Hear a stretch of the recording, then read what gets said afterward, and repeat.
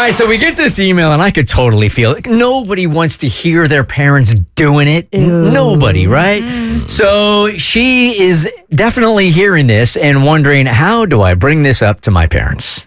First off, I absolutely love your show. It's the best part of my morning, and you always keep me laughing. I'm hoping you can bring some of that wisdom and humor to my situation because I'm truly at a loss here. I'm 28-year-old female, had to move back in with my parents after losing my job at the end of last year. I know, great timing.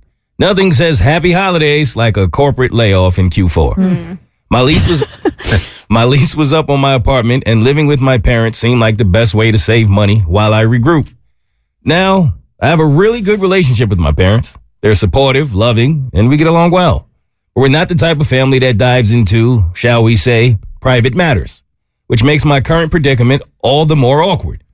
I can hear them at night, loudly, and often. Well, good for them. They living. Yeah. She's dying. L-I-V-I-N, baby. I think it's great that they're still so into each other after all these years. It is sweet. But for my ears, it's horrifying. Yeah. I've tried everything. Headphones, white noise, even rearranging my schedule to go to bed earlier or later. Nothing works. And now I'm at the point where I have to address this with them before I lose my mind. The problem is, I have no idea how to approach it. Do I talk to just one of them? If so, which one? Honestly, neither option sounds great. Do I sit them both down together?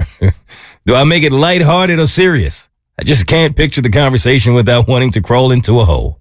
Please, help me out here. How do I have this conversation in a way that doesn't make things even more awkward than they already are?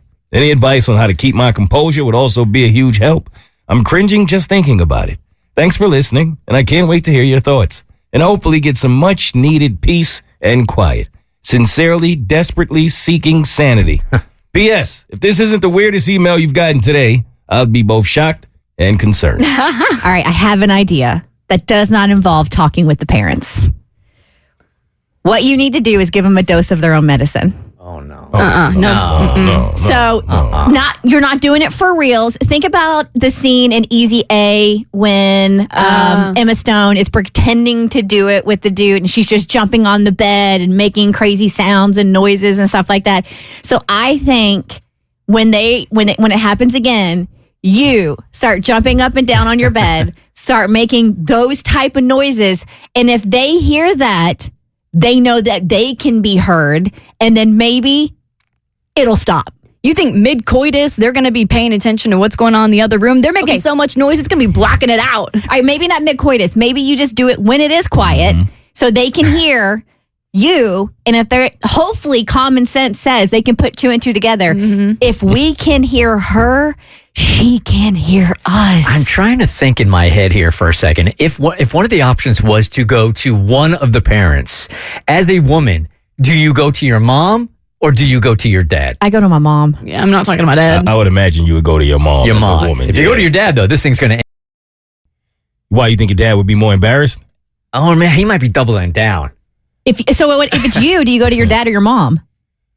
I honestly wouldn't have a problem going to either one. Really? Mm-mm. Oh, I would have such a major issue going to either one. This would be easy for me. But I probably would go to my mom because I think my mom would be like, my dad wouldn't really care. I think my mom would be like, down. Oh my God. Yeah. I would go to my mom. I'd probably make some kind of side comment like, wow, I was woken up in that like midnight last night. Something was happening in the house, and just kind of allude to it. But at the same time, even though you're not paying rent at your parents' house, there's a cost to everything, and the cost is your mental health. That's too much. Yeah, exactly. The Bert Show.